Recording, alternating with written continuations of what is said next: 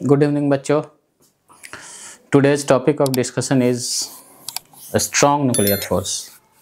अब तक हम लोग 2-3 तरह के फोर्स के बारे में पढ़ा।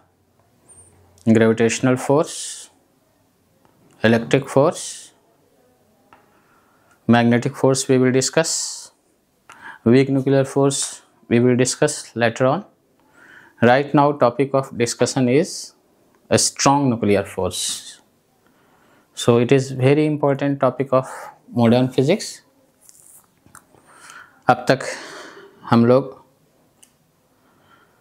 ग्रेविटेशनल फोर्स, इलेक्ट्रिक फोर्स को डिस्कस कर चुके हैं। 3 और फोर्स को हम लोग डिस्कस करेंगे। Strong nuclear force, weak nuclear force and magnetic force.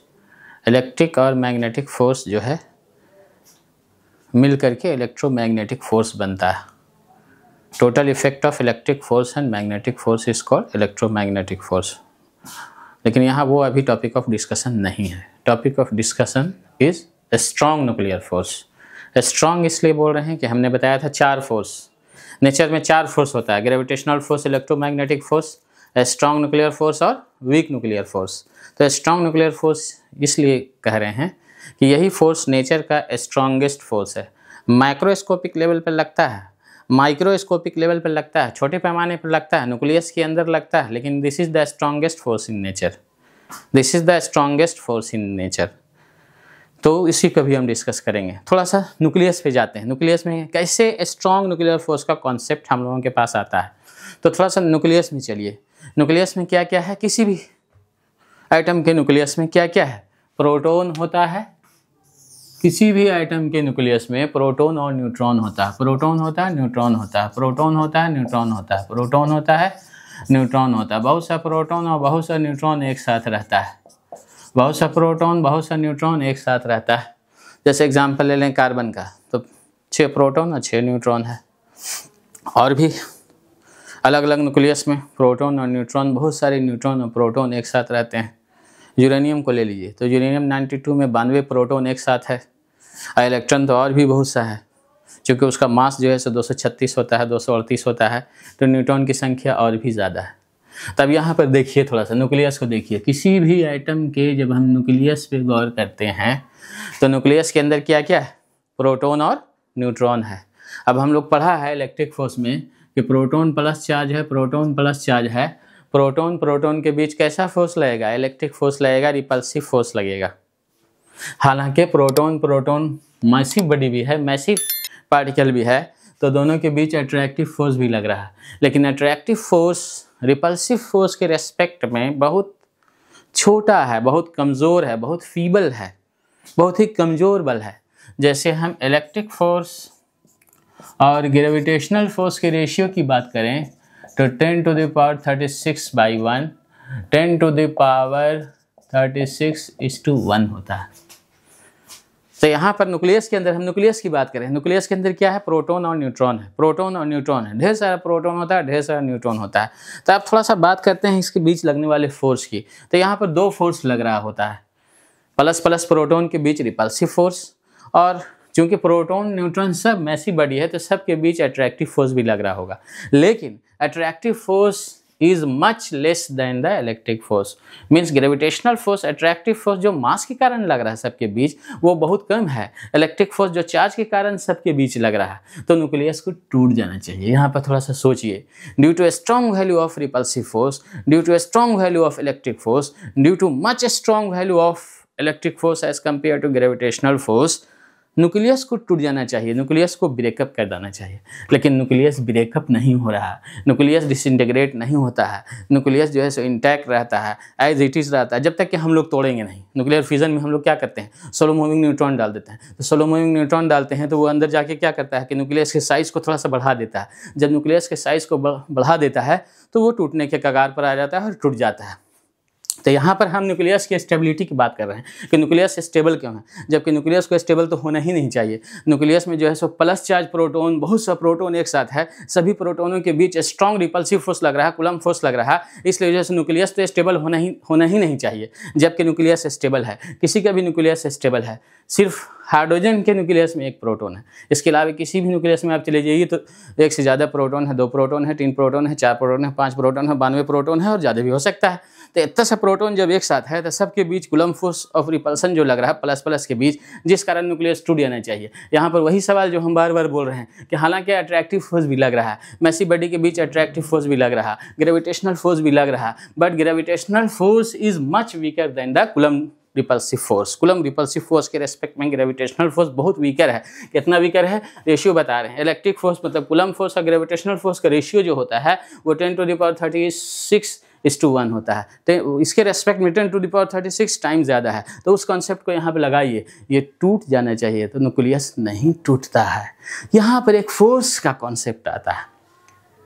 पता चला कि इस रेंज में न्यूक्लियस का एवरेज रेडियस 10⁻⁻15 मीटर होता है। इस रेंज में जब इतना रेंज हो, ये डिस्टेंस बन रहा हो न्यूक्लियन के बीच, न्यूक्लियन कहते हैं न्यूक्लियस में रहने वाले पार्टिकल को, न्यूक्लियस के अंदर रहने वाले पार्टिकल को न्यूक्लियन कहते हैं। Proton is nucleon, neutron is nucleon.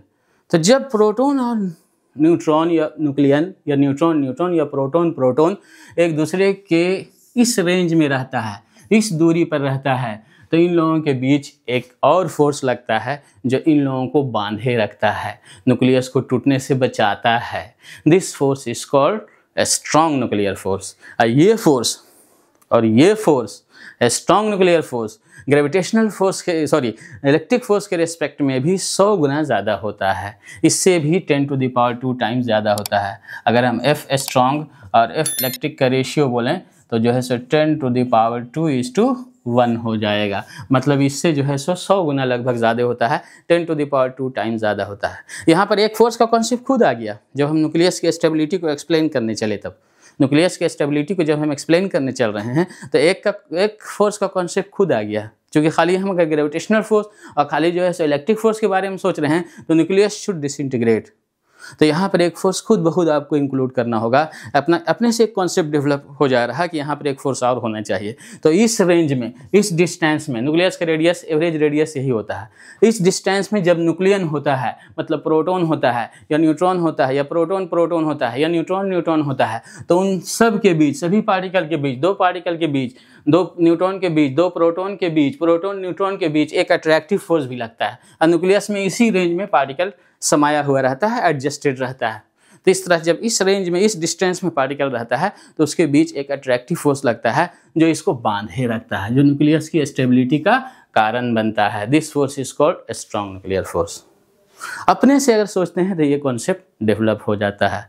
ये जो है सो सब एटॉमिक लेवल पर ये फोर्स काम करता है, न्यूक्लियस के अंदर काम करता है। अब न्यूक्लियस को, लेकिन इसका रेंज बहुत कम है। अगर रेंज हम थोड़ा सा भी बढ़ा देंगे तो इस फोर्स का वैल्यू जो है सो घट जाएगा। 10⁻⁻14 मीटर अगर हम रेंज करेंगे तो ये फोर्स अपने से ख़त्म हो जाता है। स्ट्रॉन्ग न्यूक्लियर फोर्स का वैल्यू अपने से ख़त्म हो जाता है, जबकि स्ट्रॉन्ग रिपल्सिव कूलम्ब फोर्स लगता ही रहता है जो न्यूक्लियस को डिसइंटीग्रेट कर देता है। इसी का फ़ायदा हम जो है सो न्यूक्लियर फ्यूज़न में उठाते हैं। न्यूक्लियर फ्यूज़न में क्या करते हैं, स्लो मूविंग न्यूट्रॉन डालते हैं। स्लो मूविंग न्यूट्रॉन क्यों बोल रहे हैं, क्योंकि फास्ट मूविंग न्यूट्रॉन डालेंगे तो वो आर पार हो जाएगा, थोड़ा देर के लिए डिस्टेबलाइज करेगा न्यूक्लियस को, फिर उधर निकल जाएगा। तो एक स्लो मूविंग न्यूट्रॉन डालते हैं ताकि वो उसके अंदर चला जाए। जब ये अंदर चला जाता है तो स्ट्रॉन्ग न्यूक्लियर फोर्स का रेंज इतना है, डिस्टेंस इतना होना चाहिए, तो डिस्टेंस को बढ़ा देता है, रेंज को बढ़ा देता है। इतने रेंज पर स्ट्रॉन्ग न्यूक्लियर फोर्स काम करना बंद कर देता है, सीज टू एग्जिस्ट हो जाता है, अपने अस्तित्व को ख़त्म कर लेता है। मतलब स्ट्रॉन्ग न्यूक्लियर फोर्स का वैल्यू जो है सो वहाँ पर ख़त्म हो जाता है। जबकि repulsive force, coulomb repulsive force nucleon के बीच ऑपरेट करता रहता है, जिस कारण जो है सो न्यूक्लियस टूट जाता है, न्यूक्लियस डिसइंटीग्रेट हो जाता है। तो ये जो है सो स्ट्रॉन्ग न्यूक्लियर फोर्स का कॉन्सेप्ट था। याद रखिए, strong nuclear force acts inside the nucleus.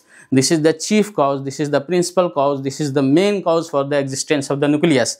It acts among the nucleon, it acts between 2 proton, proton के बीच लगेगा। it acts between 2 न्यूट्रॉन के बीच भी जो है सो लगेगा। it acts between proton and neutron proton के बीच भी लगेगा। अट्रैक्टिव फोर्स लगेगा, अट्रैक्शन का लगेगा, बट इसी रेंज में लगेगा जब डिस्टेंस इतना रहेगा। तब डिस्टेंस जब इस रेंज का आ जाएगा तो strong nuclear force cease to exist हो जाता है, एक्सटिंक्ट हो जाता है, अपने अस्तित्व को ख़त्म कर लेता है। इस तरह न्यूक्लियस के डिसइंटीग्रेशन का कारण बनता है coulomb force, coulomb repulsive force.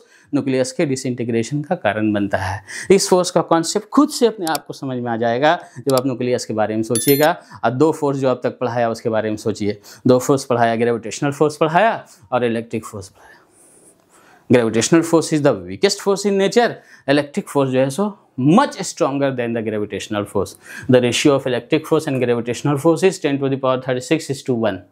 तब न्यूक्लियस में दोनों फोर्स तो ऑपरेट कर रहा है, लेकिन कूलम्ब फोर्स का वैल्यू ग्रेविटेशनल फोर्स की तुलना में बहुत ज़्यादा है। एक हाथी है तो एक चींटी है, एक एग्जाम्पल की बात कर रहे हैं, एक हाथी है तो एक चींटी है। तो इस तरह न्यूक्लियस को टूट जाना चाहिए। अब इसी पर सोचने से हमको एक कॉन्सेप्ट, एक फोर्स का कॉन्सेप्ट समझ में आता है कि नहीं, इस रेंज में जब न्यूक्लियन है तो इन सब के बीच, जबकि न्यूक्लियस तो एग्जिस्ट कर रहा है, न्यूक्लियस को टूट जाना चाहिए कंसेप्चुअली, लेकिन न्यूक्लियस एग्जिस्ट कर रहा है, तो यहीं से एक फोर्स का कॉन्सेप्ट यहाँ पे इंक्लूड कर दिया जाता है।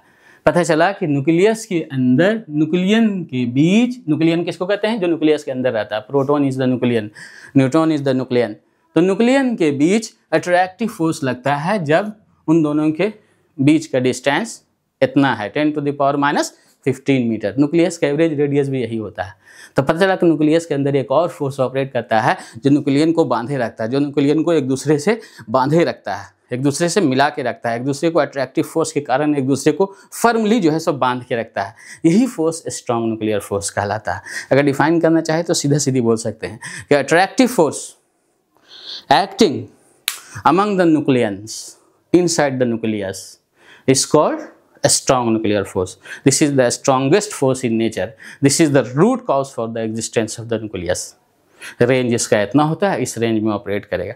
रेंज बढ़ने पर इसका वैल्यू जो है सो खत्म हो जाता है। इसलिए न्यूक्लियर फ्यूजन में जब हम किसी न्यूक्लियस को तोड़ते हैं तो क्या करते हैं? न्यूक्लियस का साइज बढ़ा देते हैं। तो साइज बढ़ा देने से क्या होता है? साइज बढ़ा देने से क्या होता है? ये फोर्स तो सीज टू एग्जिस्ट हो जाता है, एक्सटिंक्ट हो जाता है, खत्म हो जाता है, जबकि कूलम्ब फोर्स बच रहा है। कूलम्ब फोर्स प्रोटॉन के बीच लगने वाला कूलम्ब फोर्स जो है सो न्यूक्लियस को डिसइंटीग्रेट कर देता है, न्यूक्लियस को जो है सो तोड़ देता है। इस तरह न्यूक्लियस डिसइंटीग्रेट हो जाता है।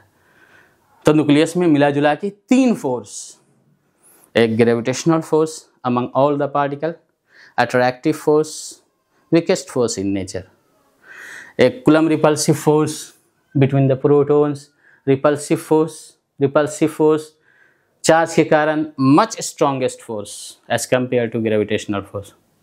अब इस फोर्स को काउंटर बैलेंस करने के लिए इस डिस्टेंस पर, न्यूक्लियस साइज पर, न्यूक्लियस के रेडियस पर जो ऐसे एक फोर्स और लगता है जो सभी न्यूक्लियंस को बांधे रखता है। अट्रैक्शन का फोर्स होता है, प्रोटॉन के बीच अट्रैक्शन, न्यूट्रॉन के बीच अट्रैक्शन, प्रोटॉन के बीच अट्रैक्शन न्यूक्लियस की एग्जिस्टेंस का कारण बनता है। This is the strongest force in nature, this is the strongest force in nature, this is the strongest force in nature.